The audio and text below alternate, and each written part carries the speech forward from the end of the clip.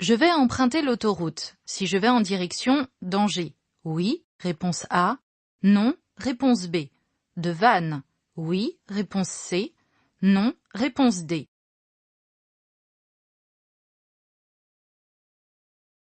Comment sont indiqués les axes autoroutiers? Par des panneaux à fond bleu. Angers et Vannes sont indiqués par des panneaux à fond bleu. Pour m'y rendre, je dois obligatoirement emprunter l'autoroute. Bonne réponse, A et C. Cet automobiliste est arrêté au bon endroit en cas de panne. Oui, réponse A. Non, réponse B. Prend des risques. Oui, réponse C. Non, réponse D.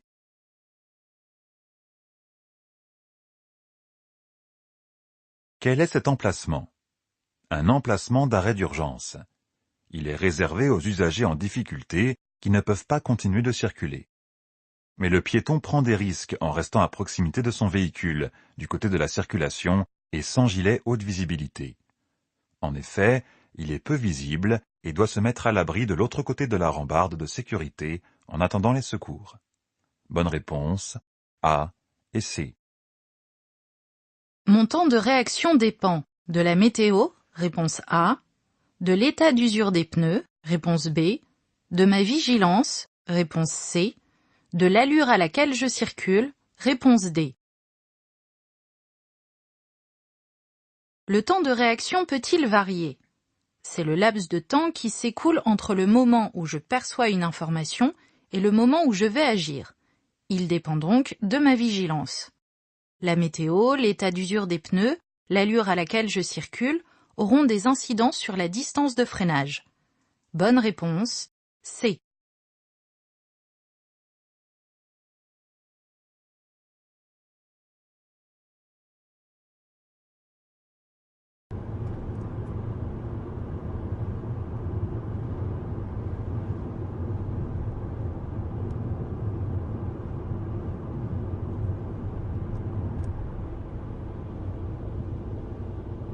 À cette vitesse, je parcours chaque seconde environ 27 mètres, réponse A. 10 mètres, réponse B. Je maintiens l'allure, réponse C. J'accélère, réponse D.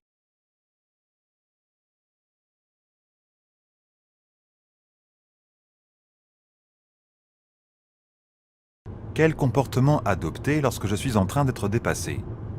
Je serre à droite de ma voie et n'accélère pas pour ne pas surprendre l'usager ou pour ne pas l'empêcher de me dépasser. Je circule légèrement en dessous de 90 km/h. À cette vitesse, je parcours chaque seconde environ 3 x 9, 27 mètres. Bonne réponse, A et C. Pour lutter efficacement contre la fatigue, j'ouvre la fenêtre de mon véhicule. Réponse A.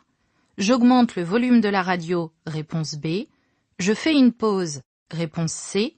Je fume une cigarette. Réponse D. Comment réussir à lutter contre la fatigue? La seule solution est de faire des pauses d'au moins 15 minutes toutes les 2 heures et de partir reposer.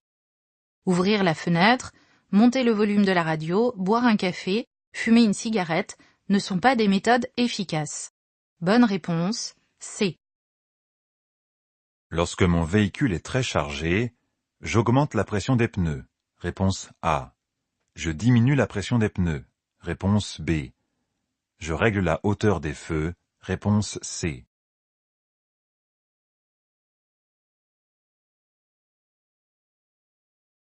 Que se passe-t-il lorsque mon véhicule est chargé?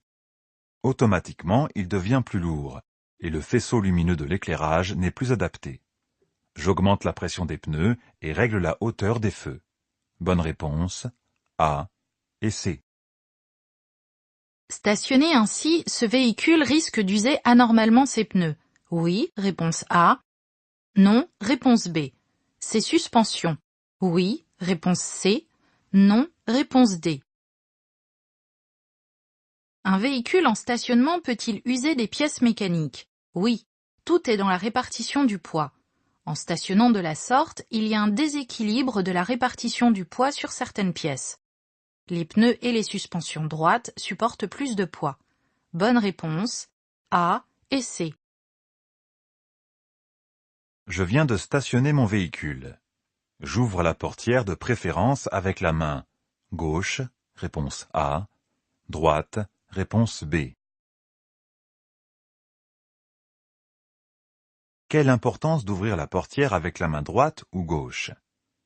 En l'ouvrant avec la main droite, depuis le poste de conduite, je m'oblige à contrôler l'angle mort, ce qui permet d'éviter une situation dangereuse avec un usager pouvant arriver.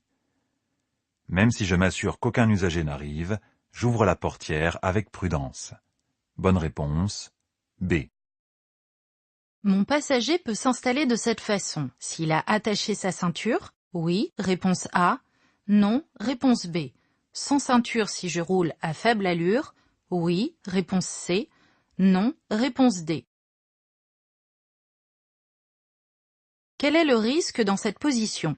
Si l'airbag se déclenche, ses genoux seront ramenés violemment vers lui, provoquant de graves blessures.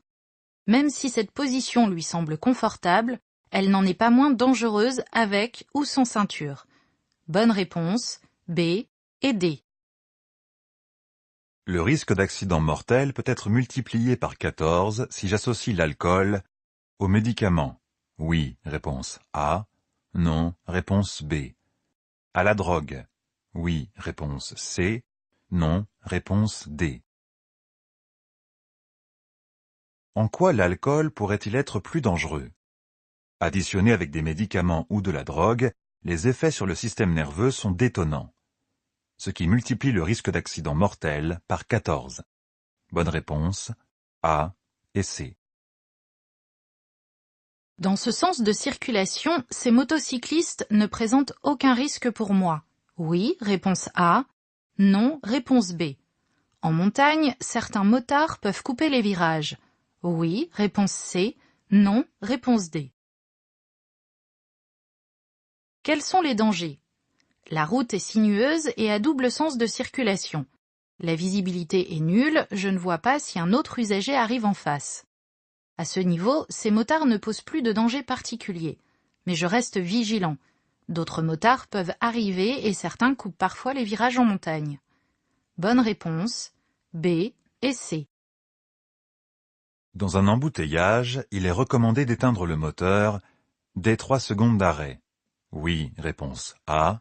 Non, réponse B. Dès 20 secondes d'arrêt. Oui, réponse C. Non, réponse D. Pourquoi est-il recommandé d'éteindre le moteur dans un embouteillage? Pour réduire les émissions polluantes et donc faire aussi des économies de carburant. Ainsi, dès que l'arrêt dure plus de 20 secondes, il est recommandé d'éteindre le moteur. Certains véhicules sont d'ailleurs équipés du système Stop and Start qui coupe et allume automatiquement le moteur. Bonne réponse B et C. Premier sur les lieux d'un accident, je dois dans l'ordre. Alerter, protéger, secourir, réponse A. Secourir, alerter, protéger, réponse B. Protéger, secourir, alerter, réponse C. Protéger, alerter, secourir, réponse D.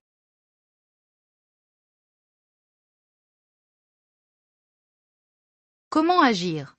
J'enfile mon gilet haute visibilité et évite que la situation n'empire en protégeant les lieux et les personnes. Je fais un pré-diagnostic pour évaluer le nombre et l'état des victimes pour alerter correctement les secours. Enfin, j'aide la victime en restant près d'elle et en lui parlant en attendant l'arrivée des secours. Je n'ai pas besoin d'être secouriste pour agir. Bonne réponse D. Ce conducteur m'éblouit. J'allume les feux de détresse. Réponse A. Je fais un appel lumineux. Réponse B. Je mets mon rétroviseur en position nuit. Réponse C.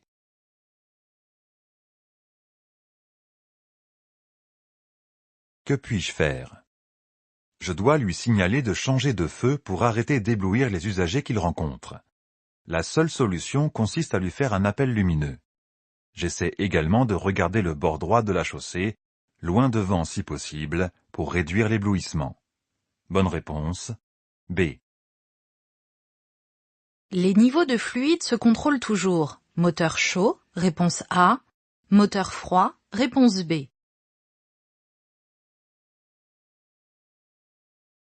Quand contrôler les niveaux? Très régulièrement, si je veux éviter tout risque de panne ou de casse du moteur. Je le fais quand le moteur est éteint et froid et que le véhicule est sur terrain plat. Bonne réponse, B. Ce véhicule sort d'une voie privée. Je ralentis. Oui, réponse A. Non, réponse B. La situation présente des risques. Oui, réponse C. Non, réponse D.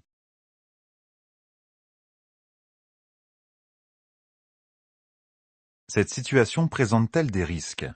Oui. L'usager à droite ne voit pas ce qui se passe sur la chaussée. Il risque de s'engager un peu plus pour mieux voir. Pour limiter le risque d'accident, je ralentis et garde le pied devant le frein pour m'assurer qu'il va bien me laisser passer avant de s'engager. Bonne réponse, A et C.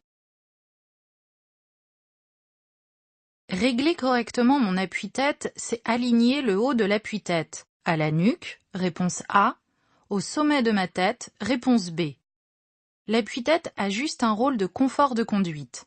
Oui, réponse C. Non, réponse D. Quel est le rôle de l'appui-tête? Il améliore le confort et la sécurité en cas de choc à l'arrière par exemple. En effet, il limite le coup du lapin en cas de projection vers l'arrière de la tête. Ainsi, le haut de l'appui-tête doit se trouver à la même hauteur que le haut de ma tête. Bonne réponse, B et D. Cet équipement est un système de sécurité enfant.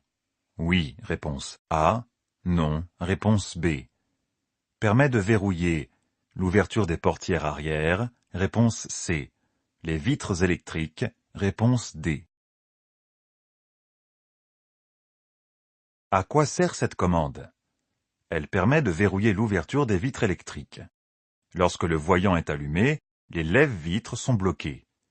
De cette façon, un enfant ne peut pas se blesser en manipulant les vitres ou en passant sa tête ou ses mains par la fenêtre. Bonne réponse, A et D. La distance de sécurité est toujours équivalente à 50 mètres? Oui, réponse A. Non, réponse B. À la distance parcourue en 2 secondes? Oui, réponse C. Non, réponse D.